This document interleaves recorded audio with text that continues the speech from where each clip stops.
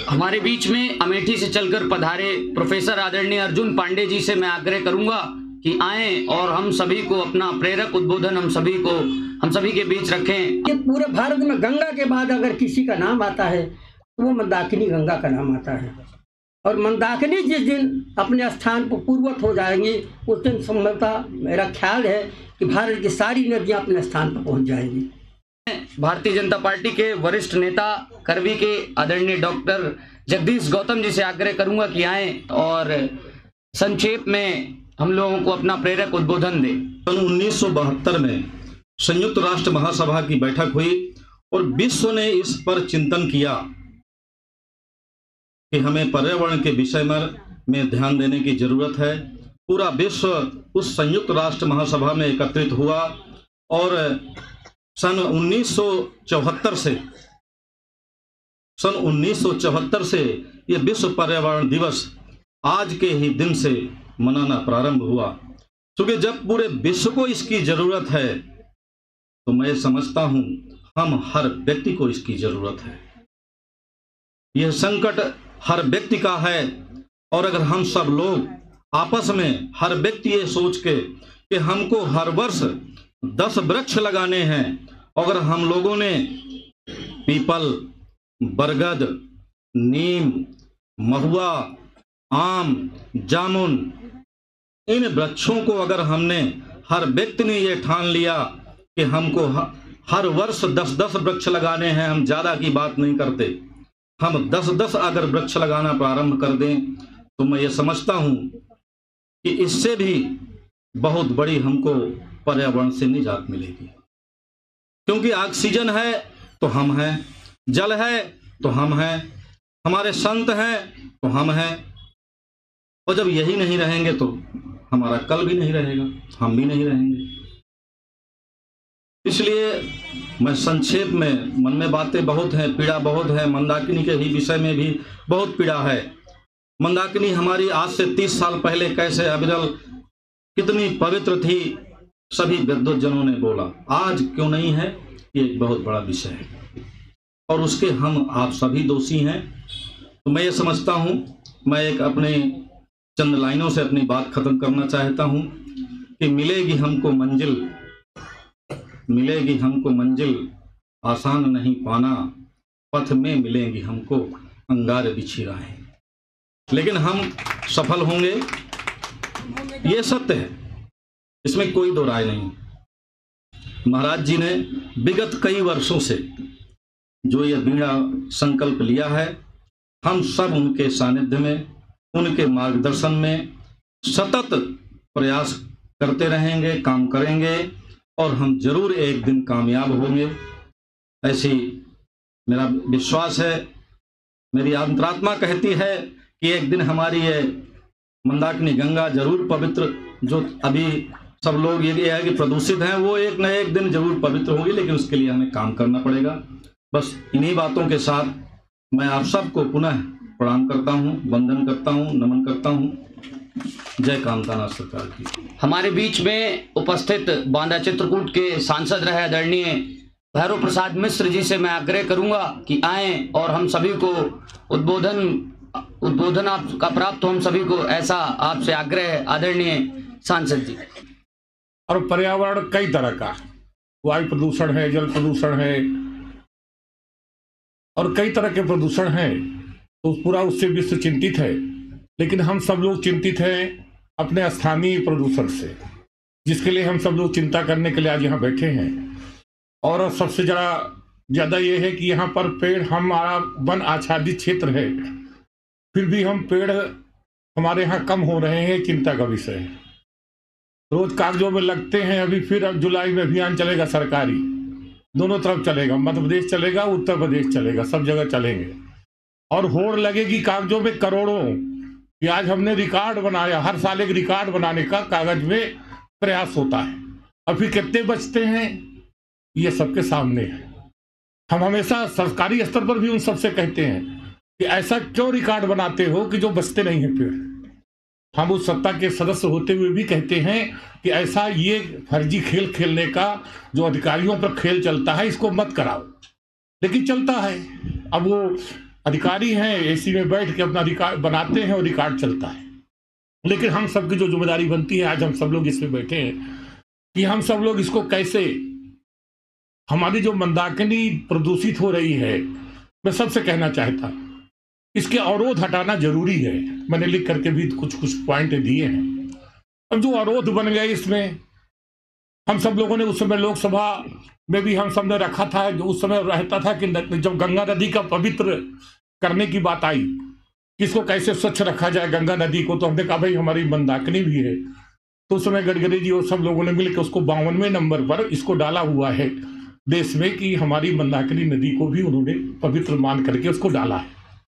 लेकिन कब नंबर आता है, अभी जो स्थानीय स्तर पर हो रहा है कि अभी जो उसमें नाले ही गिर रहे हैं, ट्रीटमेंट प्लांट बने लेकिन वो भी अभी चालू नहीं है, बंद पड़े हैं। हम लोग अधिकारियों को दिखाते हैं, मिनिस्टरों को दिखाते हैं, लेकिन वो समस्या बनी हुई है। हम लोग इसके लिए प्रयास करते रहेंगे। कुछ संतगण भी यहाँ सब आप सबके बीच में आते हैं, आप सब लोग भी कहते रहते हैं, लेकिन थोड़ा हमको सबका दायित्व तो बनता है। जैसे हम लोग सफाई अभियान, अब ये सफाई अभियान एक जागरूकता के लिए है जो हम सब लोग करते हैं।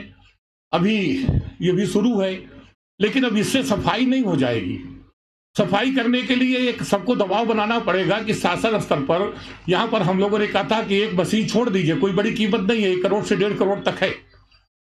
पहले यहाँ मंदाकिनी नदी में साबुन लगाने के लिए भी प्रतिबंध रहता था घाट पर, राम घाट पर। हम सब लोग उस समय के हैं, कोई साबुन तक नहीं लगाता था। अब आज हम सब क्या कर रहे हैं, क्या डाल रहे हैं। तो इस सब चीजों को भी जागरूकता से धीरे धीरे आएगी। लेकिन हम सब पहले ये प्रयास करें कि जितने भी मठ मंदिर हैं, वहां पर आवास हैं, उन सबका वहां सीवर का जल न जाए, चाहे मध्य प्रदेश हो चाहे उत्तर प्रदेश हो। ये हम सबको प्रयास करना चाहिए और उसके लिए हम सब लोग अपने स्तर से करें, जागरूक करें। और मैंने कहा था नदी का सीमांकन, मैंने दोनों के जिला अधिकारियों से भी कहा है मध्य प्रदेश में कि नदी का सीमांकन होना चाहिए। अब घाट बन रहे हैं अंदर तक, और जब तक इसका सीमांकन नहीं होगा, मध्य प्रदेश और उत्तर प्रदेश का दोनों अपने अपने एरिया का, उसको सीमांकन करके उसको अलग किया जाए। और वहां पर जैसे वो जल स्रोत रहे हमेशा से परमानेंट जल स्रोत हैं, वो बंद ना हो। अब आपके वो ऊपर से ही बन गए और हम सफाई कर रहे हैं तो लोग हंसते हैं, कहते भैया ये सफाई करने में आगे आगे हैं और इन लोगों ने ऊपर बनवा डाला ऊपर पहले। तो हम सबको प्रयास करना चाहिए कि हम सबको कैसे कैसे ये अवरोध कैसे हटे। हम लोगों ने कहा चेक डैम भी बने तो फाटक वाला बने, जैसे हम लोग अभी बनकट में बना हुआ है, उसको कहा अधिकारियों से कि इसका प्रोजेक्ट बनाइए, बनोई में जो बना है जो जरूरी है। अगर उसको हम पूरा खोल देते हैं तो गर्मी की पाइप, वो पेयजल व्यवस्था ध्वस्त हो जाएगी गर्मी में। लेकिन उसको भविष्य के लिए फाटक वाला ऊंचा करके फाटक वाला बनाइए, जिससे पेयजल व्यवस्था भी बनी रहे और उसका जरूरत पड़ने पर बरसात में हम सब खोल दें, सफाई भी हो जाए। तो ऐसा हम सबको थोड़ा प्रयास करना चाहिए, सामूहिक रूप से प्रयास करें। फिर से वही पवित्र भावना कि हम यहाँ साबुन भी नहीं लगाएंगे, जो भावना थी हमारी, तो इसमें हम नहीं डालेंगे। अब अभी जब आरती होती है ना, तो कितनी शर्म लगती है। हम लाते हैं, सबको बुलाते हैं, आरती वही कराते हैं, और जब उसका आचमन करने के लिए कहते हैं ये आरती करो, फूल डालते हैं, दूध डालते हैं, तो बड़े बड़े लोग जब आते हैं यहाँ पर पूरे देश से, तो हम सबको सिर नीचे करना पड़ता है। ये चिंता का विषय है। हम लोगों ने इसमें एक प्रोजेक्ट भी बनवाया था कि नर्मदा का जल, मध्य प्रदेश ने दिया नहीं महाराज जी, लेकिन हम लोगों ने उसमें कहा था कि नर्मदा का जल यहाँ लाके डाला जाए। और ये मंदाकिनी में जो गर्मी में कम हो जाता है, कैसे इसको ठीक हो, एक इसके लिए भी मैं इसलिए कहना चाहता हूं कि आप सबके पास आते हैं, गोष्ठी भी होती है, तो इसका जलस्तर बढ़ाने के लिए हम सबको प्रयास करना चाहिए। एक दो वहां पर पहाड़ है, अगर नर्मदा का जल हमको मध्य प्रदेश से नहीं मिलता, वैसे वहां तक आ गया है, काफी दूर तक मध्य प्रदेश में मझगवां के आगे उधर आ गया है, लेकिन अगर इसको कैसे और यहाँ लाके डाल दिया जाए तो और अच्छा है। अगर नहीं वो मध्य प्रदेश सरकार देती है तो हम अपने स्तर से भी 2 पहाड़ों को जोड़ करके, वहां 2-3 पहाड़ हमने सर्वे कराए थे और दिखाया था, अगर उनको जोड़ दिया जाए और उस जल को वहां रोक के इसको मंदाकिनी में छोड़ने का, जो कि बरसात में बहुत जल आता है, यहाँ तो 2-4 बार बाढ़ आ जाती है, उसके बाद इस समय बहुत समस्या रहती है। तो इसको भी प्रोजेक्ट, वहां 2-3 पर्वत ऐसे हैं कि इनको अगर जोड़ दिया जाए तो वहां जलस्तर इकट्ठा हो जाएगा, उसमें फाटक वाले लगा करके धीरे धीरे इसमें डालने का प्रयास होना चाहिए। तो इस सबको ऐसे हम अधिकारियों से बैठ करके, जो यहाँ के डीएम है सब है, क्योंकि जो डीएम सब योजना भेजते हैं वही सरकार करती है दोनों जगह की, तो इसके लिए हम सबको प्रयास करते रहना चाहिए। मंदाकिनी अविरल रहे, स्वच्छ रहे। यहाँ जो घाट वहां अंदर घुस के बन जाते हैं नहाने के लिए, वो घुस के नहीं बनना चाहिए, सीमा के बाहर बनना चाहिए।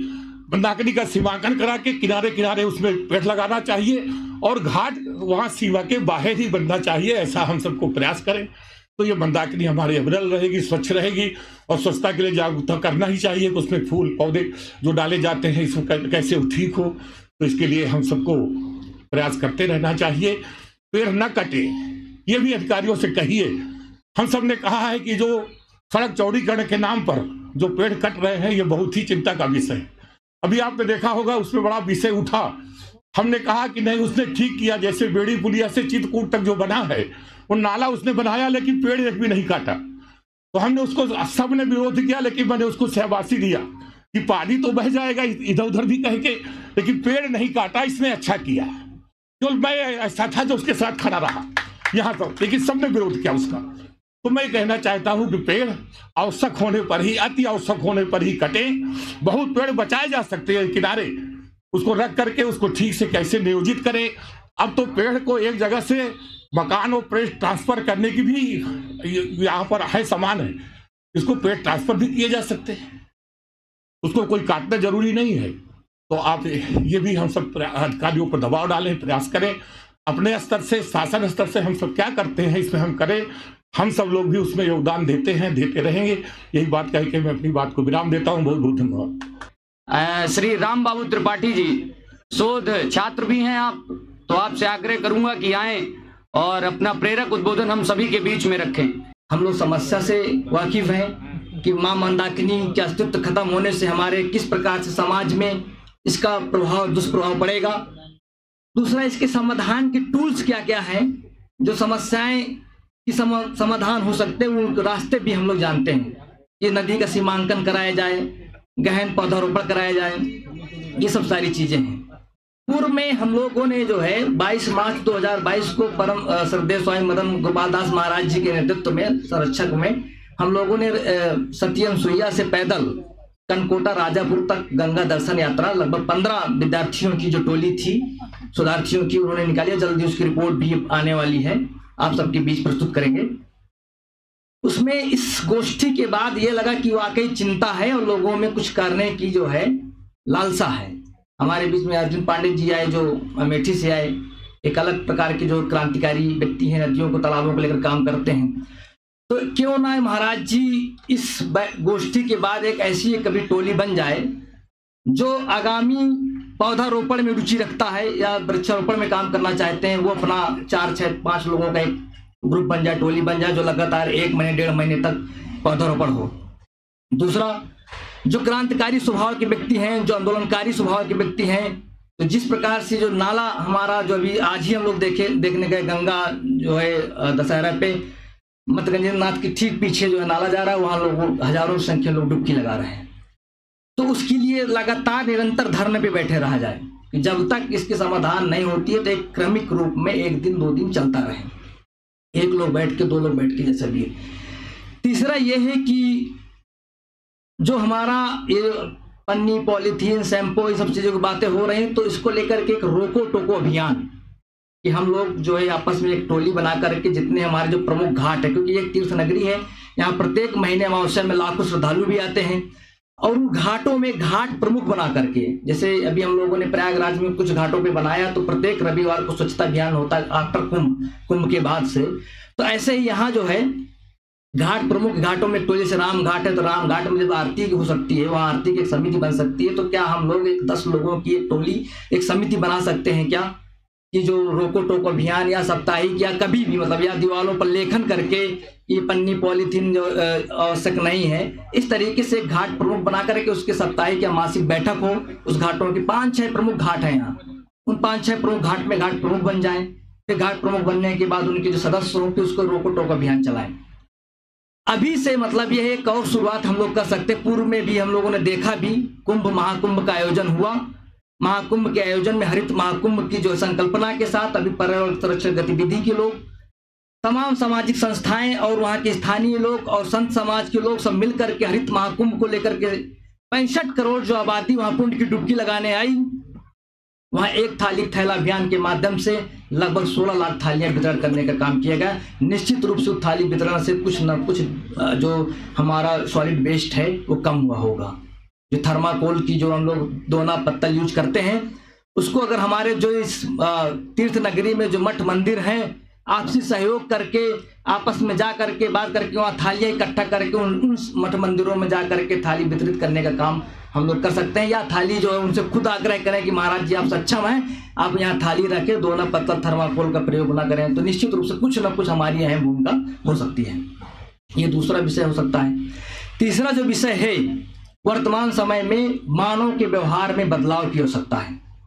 जिस प्रकार से भौतिकतावादी समाज की ओर हम लोग अग्रसर हैं, ऐसे में हमें मानव समुदाय के जो हमारे बिहेवियर्स हैं, एटीट्यूड्स हैं, उसके बदलाव हेतु छोटी छोटी गोष्ठियाँ संगोष्ठियाँ करनी होंगी।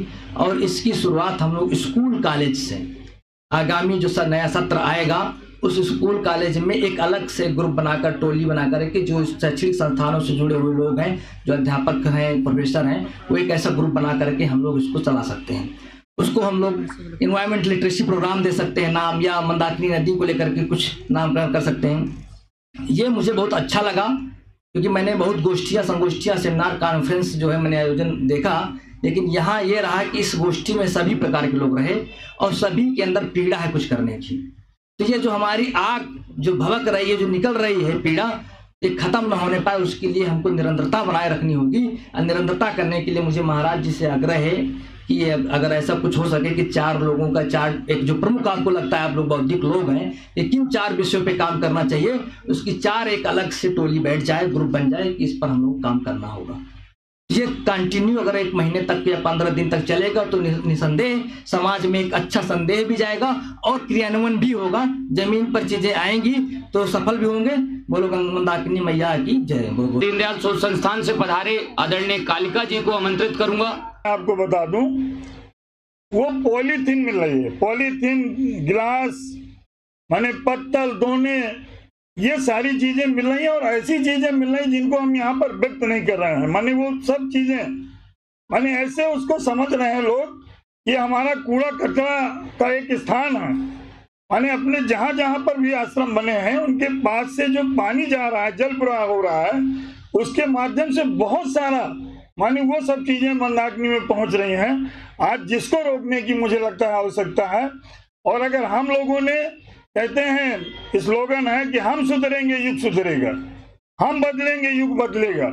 अगर हम इतनी 2 चीजों को ध्यान लें, हम अपने अंदर परिवर्तन लाएं, जब हमारे अंदर ये परिवर्तन आएगा तो वो परिवर्तन घर घर जाएगा। जब ये चीज घर घर जाएगी तब हम इसको रोक सकते हैं, ये रुकेगा नहीं। इसको आज जन अभियान चलाने की आवश्यकता है और जन जागृति लाने की आवश्यकता है। जब हम इस काम में सफल हो जाएंगे तो मुझे लगता है निर्मल, हमारी मंदाकिनी निर्मल रहेंगी, निर्मल है। इसको, इसमें कहीं कुछ नहीं है। गति थोड़ा सा लग रहा है। तो अभी जैसे घाटों की सफाई चल रही है, ये सब चीजें हो रही हैं, इन चीजों में हम सब लोग सहयोग कर रहे हैं, तो थोड़ा सा बदलाव की आवश्यकता है। एक वार्षिक कार्य योजना ऐसी बनाई जाए इस मंच के द्वारा, ये कार्यक्रम बिल्कुल सामाजिक जन जागृति का बिल्कुल सतत चलता रहे, ये बंद ना हो। आज इसकी आवश्यकता है। इन्हीं शब्दों के साथ मैं अपनी बात को विराम देता हूँ। आप सभी को धन्यवाद। राजू त्रिपाठी जी से आग्रह करूंगा कि आए और संक्षिप्त में 2 मिनट का समय ही लें। इसके बाद कविता के लिए तैयार रहेंगी आदरणीय अंजुला द्विवेदी जी।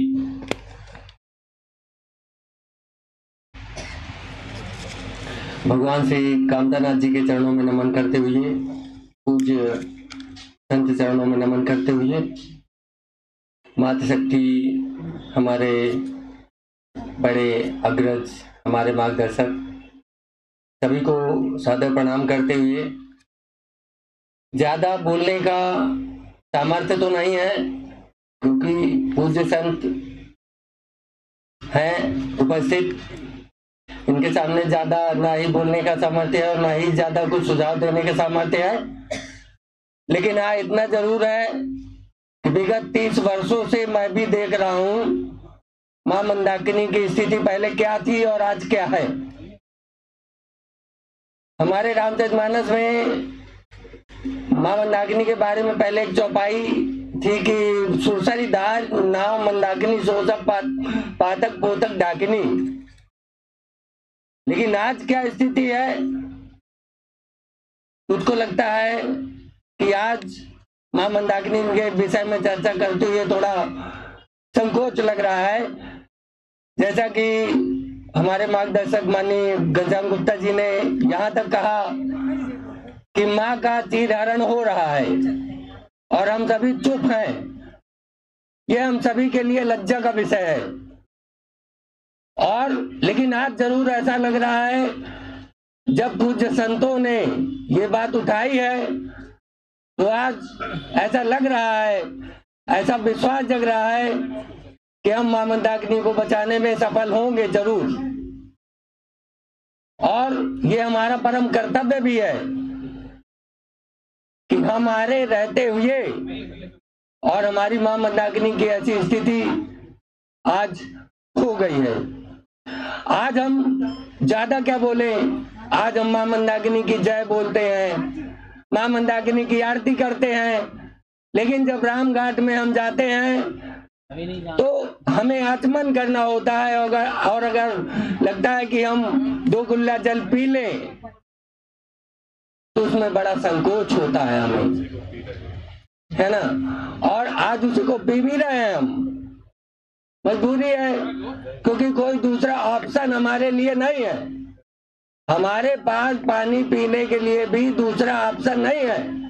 जिस दिन मां मंदाकिनी, जैसे कि माननीय घनश्याम गुप्ता जी ने बताया कि एकदम उनका अस्तित्व खत्म होने वाला है, यानी कि कुछ ही समय बाद अगर ऐसा ही चलता रहा तो सूखने वाली है, तो हम लोगों का जीवन भी संकट में आने वाला ही है, क्योंकि हमारे पास दूसरा कोई ऑप्शन नहीं है। जिस दिन मां मंदाकिनी सूख जाएंगे उस दिन हमारे प्राणों में संकट आने वाला है।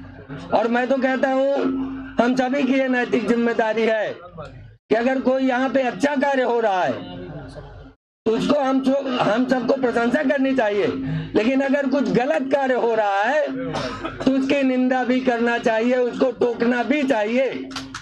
ये भी हमारी सबकी नैतिक जिम्मेदारी है।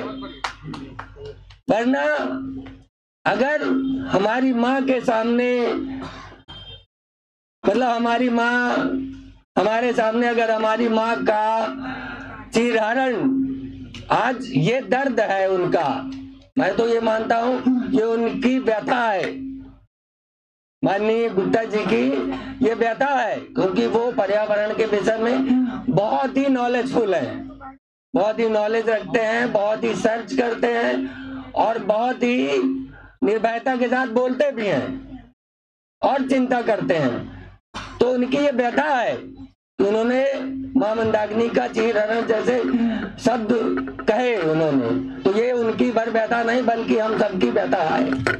संवेदना में उस संवेदना में सभी लोग हैं। जो भी ज्यादा समय नहीं दिया गया है, इसलिए समय का वह थोड़ा कमी है, इसलिए माफी चाहूंगा। धरा पे चंदा की चांदनी और गगन पे तारा नहीं मिलेगा। धरा पे चंदा की चांदनी और गगन पे तारा नहीं मिलेगा। कदर जो कुदरत की ना हुई तो, कदर जो कुदरत की ना हुई तो कोई नजारा नहीं मिलेगा। वो देखो पानी भी बह चला है कि सूखी नदियाँ चिढ़ा रही हैं। वो देखो पानी भी बह चला है कि सूखी नदियाँ चिढ़ा रही हैं। फंसी हो कश्ती जो रेत में तो कहीं किनारा नहीं मिलेगा। धरा पे चंदा की चांदनी और गगन पे तारा नहीं मिलेगा। हवाओं ने लिखी जिंदगानी, न रुख को बदलो हो महल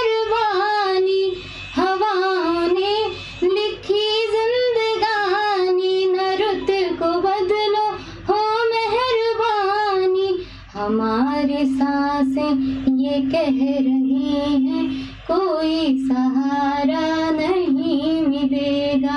हमारी सांसें ये कह रही हैं कोई सहारा नहीं मिलेगा।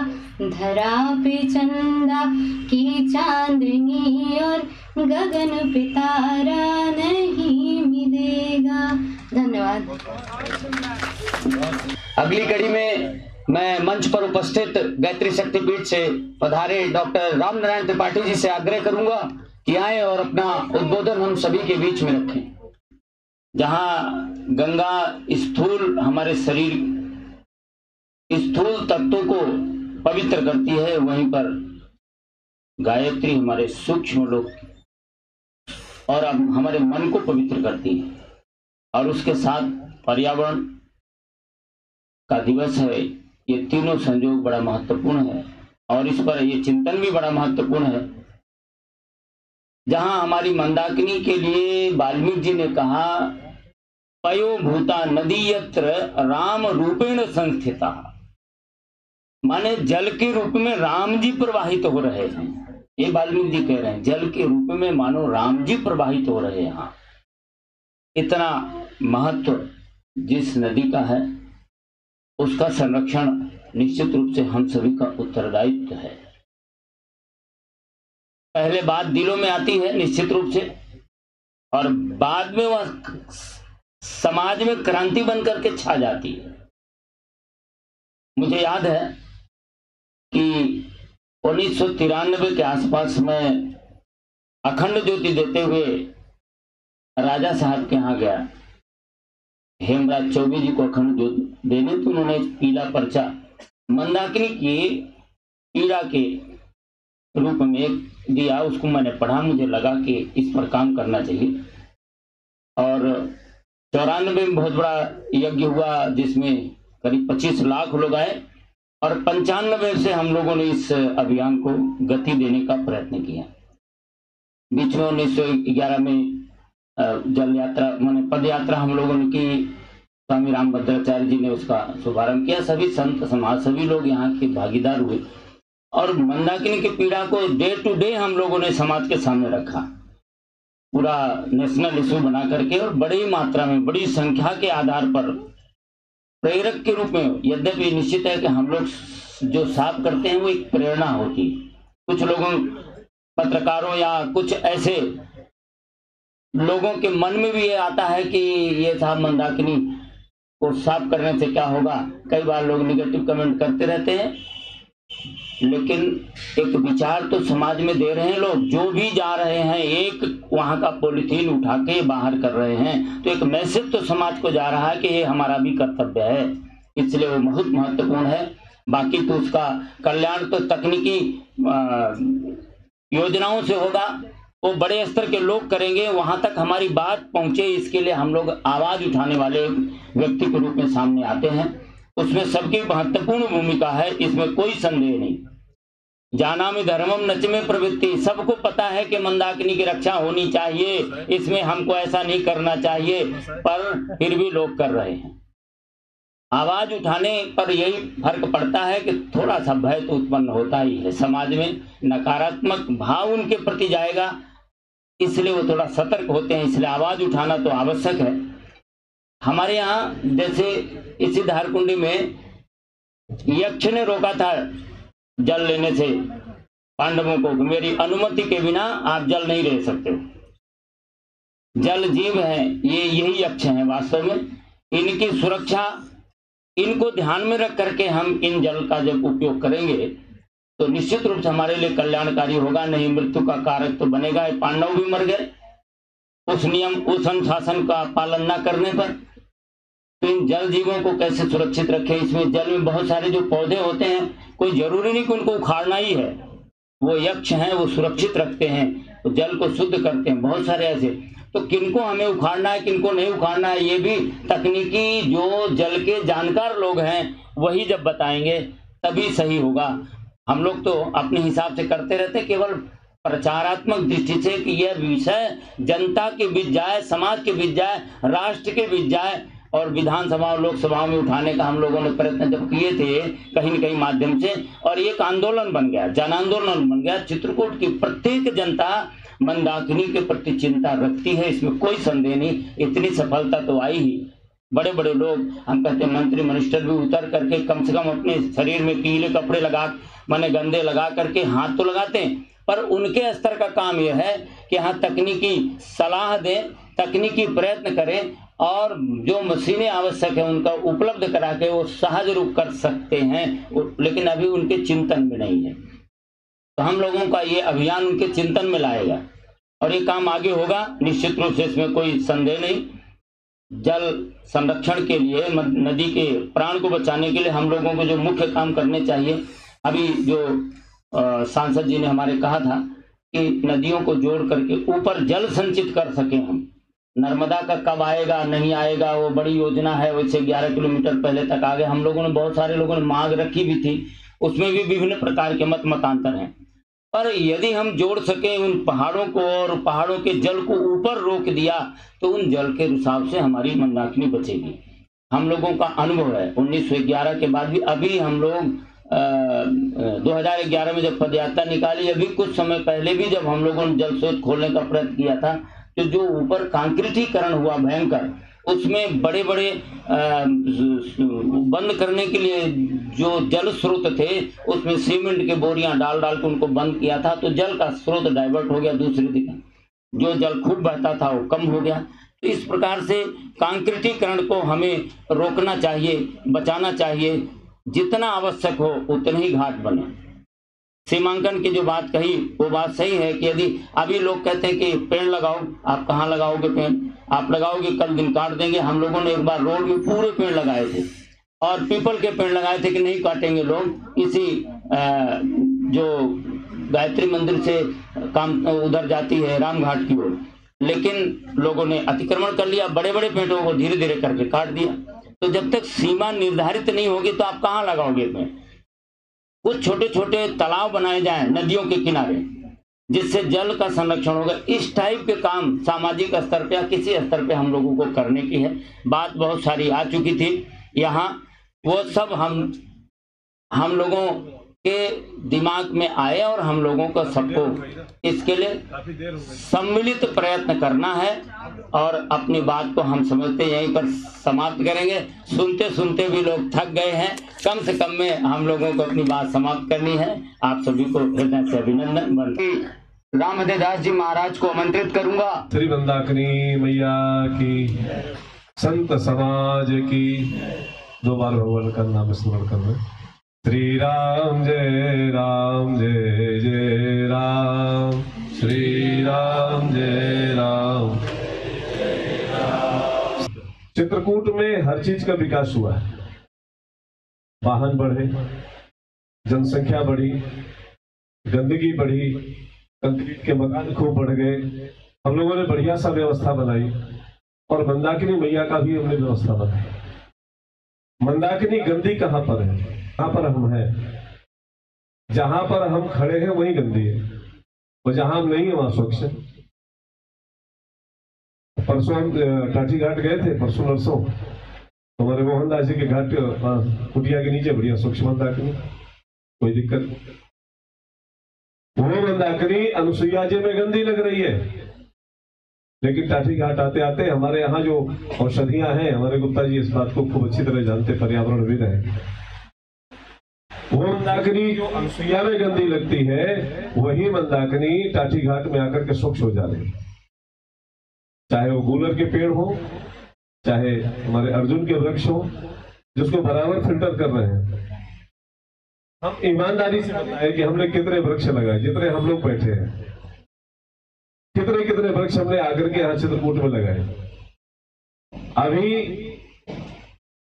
जब चौड़ीकरण की बात आई, ऐसे कितने लोग थे जिन्होंने पीपल को कटने का विरोध किया, रोड पे आकर। माइक में तो सभी कर लेते हैं, हमारे यहाँ पूरी कविता तो मुझे नहीं आ रही। कौन कहता है कि जलस्तर घट रहा है? वो शीर्षक थी उनकी कविता का, तीर्थ शहरों से, संत भैया जानते हैं, तीर्थ शहरों से मंगाया जाएगा। अब तीर्थों की परिकल्पना करने के लिए हम शहरों से आयात कर लेंगे, तीर्थ के स्थापित कर देंगे। कौन कहता है कि जलस्तर घट रहा है, अब फुहारों से उठाया जाएगा। चौराहे चौराहे फुहारे लगा देंगे, जलस्तर ऊपर आ जाएगा। पेड़ काट देंगे, बोर्ड में हम लिख देंगे हम संकल्प गंगा गंगा मंदाकिनी स्वच्छ है। निकल रहे हो, मंदाकिनी स्वच्छ है। मंदाकिनी कभी गंदी हो ही नहीं सकती। हमारे अंदर इतनी सामर्थ्य नहीं है कि मंदाकिनी को गंदी कर ले। हम अपने आप को खत्म कर रहे हैं, मंदाकिनी को इधर उधर कर रहे हैं। रामघाट से लेकर के प्रमोद तक ही है जो गंदगी दिख रही है, और इतना ही लोग देखते हैं। हमें याद है हमारे वर्तमान जो विधायक है, पिछले कार्यकाल में उन्होंने एक बात कही थी कि चित्रकूट खाली आश्रम राम दर्शन से लेकर के आश्रम शाला तक ही नहीं है, चित्रकूट उसके आगे पीछे ही बहुत है, उस पर भी ध्यान दिया जाए। तो हम खाली इतना ही ध्यान दे देते हैं। मार्च से लेकर के जून के बीच में ही मंदाकिनी सफाई का भी ध्यान आती है, और इसके बाद जैसे बाढ़ आई, कचरा निकल गया, भूल गए।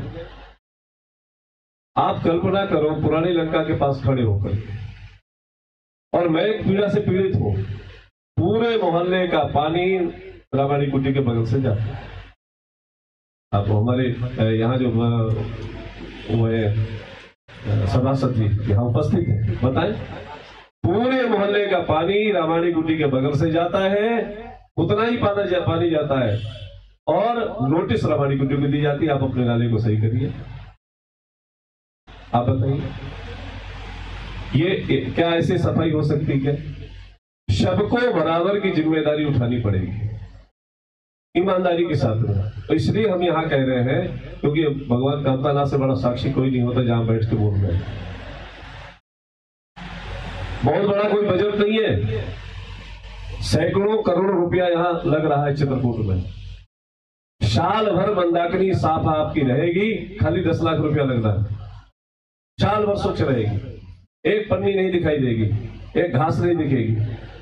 आप ठेका दे दो, बहुत सारे काम के लिए ठेका दिया, ईमानदारी से करें। अब आपस में हम लोग बैठे, इसलिए इतनी हिम्मत पड़ गई बोलने की, बात करने की। बड़े अच्छे विचार आए थे। हम कितने नारियां किस प्रकार से बजबजा रही हैं। अभी एक और पीड़ा सामने आ रही है, जहां तहां मकान टूटे हुए पड़े हैं। एक अच्छा है कि कोई बारिश अभी चित्रकूट में हुई नहीं।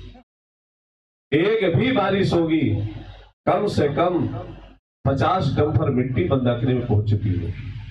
आप कितने निकालोगे, कितने पॉपलाइन लगाओगे, कितने जेसीबी लगाओगे?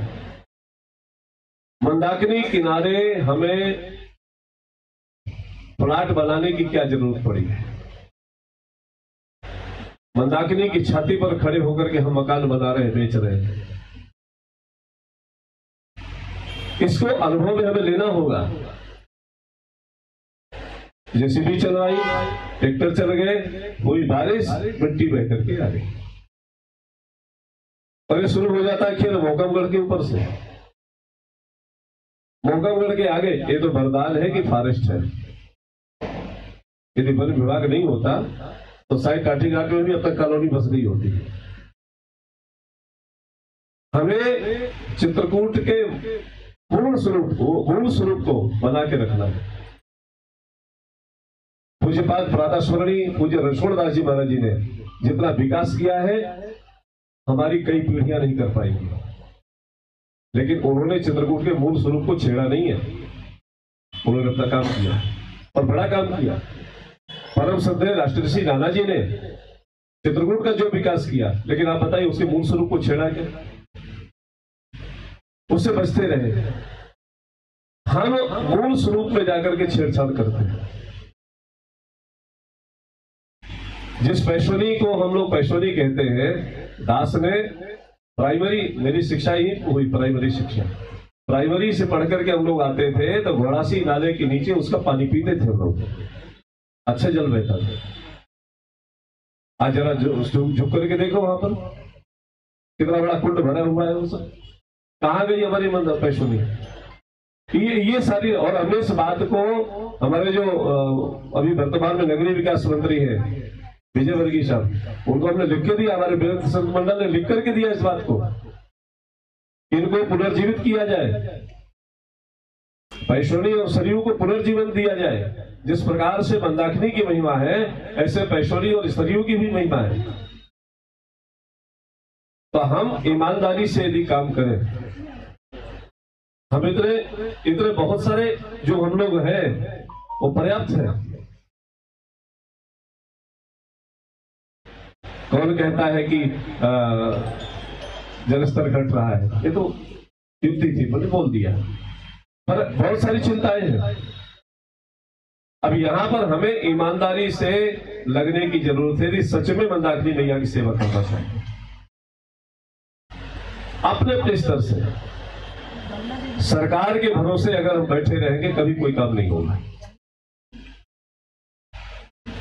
हम सभी चित्रकूट के लोग हैं, हम सबको लगना पड़ेगा। अभी एक हमसे जो पूर्व वक्ता बोल रहे थे, तो आश्रमों को, आश्रम शब्द आए, चित्रकूट में खाली आश्रम नहीं भैया, वो जमाना चला गया जब यहाँ आश्रम ही आश्रम थे।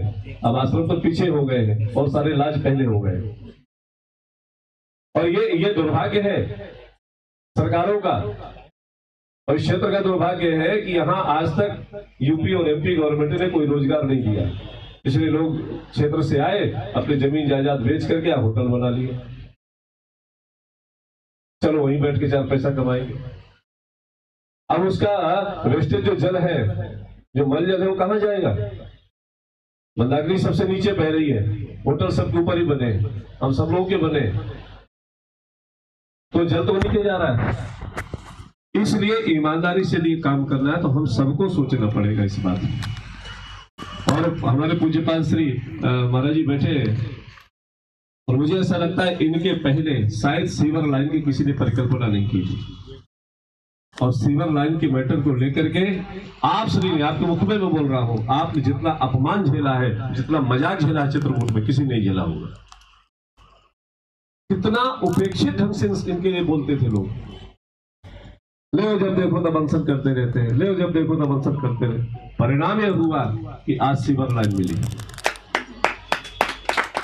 और आज हमारे पास एक ऑप्शन आया सामने कि गंदा जल सीवर में जा सकता है। तैयारी चल रही है।